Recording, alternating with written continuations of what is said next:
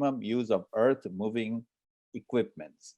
I mean, those are the ones you critically looked at, and you wanted us to go beyond that. And this is perhaps again 1983, and now we are still working with those technocratic or economic maneuvers. And may I quote one paragraph from that essay? Yeah, sure. The bulldozing of an irregular topography into a flat site is clearly a technocratic gesture which aspires to a condition of placelessness. Whereas the terracing of the same site to receive the stepped form of a building is an engagement in the act of cultivating the site. And I find it in 1983. Trope is prescient, and I think this is fundamentally, I'm urging my the student, the colleagues here to think about that. So this, of course, is Central Beheer, which, in fact, you know, the angular format is actually coming off those office buildings designed by other architects at the rear of the site. The site is served, as you can see, both by rail and by road access, so that made it very convenient. It is, of course, this very contradictory phrase of Aldo van Eyck's, a kind of example par excellence of labyrinthine clarity. Actually, this is a shot of the building under construction, I think, because this, I don't recall that this garage sort of escaped the total body of the building, but in any case. And here you can see that in a way that, well, they're both particular moments in sort of late modernity, in as much as they're both in a way somewhat indifferent to their context.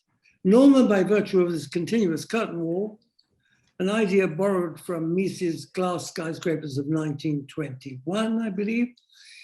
And Norman has this kind of compensatory aspect, compensatory in the sense of compensating for working on, you know, processing insurance things. By having a restaurant on the roof and this kind of green roof, and you see the workers out there on the green roof, that's one compensation. The other compensation was to have a swimming pool in the basement. So there were two advantages to actually working for this particular firm in this British provincial town. That is why we cannot build cities anymore, old cities, planned cities. It goes on like a forest. And we shall have to learn to live in the jungle and even do well by that. That is what he actually writes, you know. And, you know, of course, he'd been in the States since 1937, 8 years, you know. He could see what was going on in the US, you know. He understood, you know, with frightening lucidity what was the game, you know. And he just got it, you know. And you know, it is really kind of one of the most biggest paradoxes. Now that reminds me of another little anecdotal thing.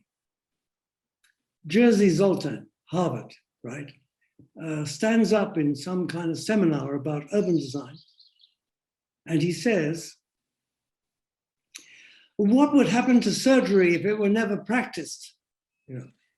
And of course, this whole polemic is, well, what is all this talk about urban design? We don't do any. We don't design cities at all, you know. That it is a very pleasurable thing to do. So there is a sort of energy which comes then about when you do this comparison, because you find out ways in which you might work yourselves. So it develops your own way of thinking about the design process. So that is a very optimistic part I felt in your lecture. That please. I recall somehow that now it's some time ago that my friend and colleague Wilfried Wang from Berlin said that, you know, a very large part of the waste stream is building waste. And therefore, you know, if one can reuse buildings, convert them, then you know, that's perhaps one way of reducing building waste, you know, just one aspect, you know, this question of reusing existing fabric.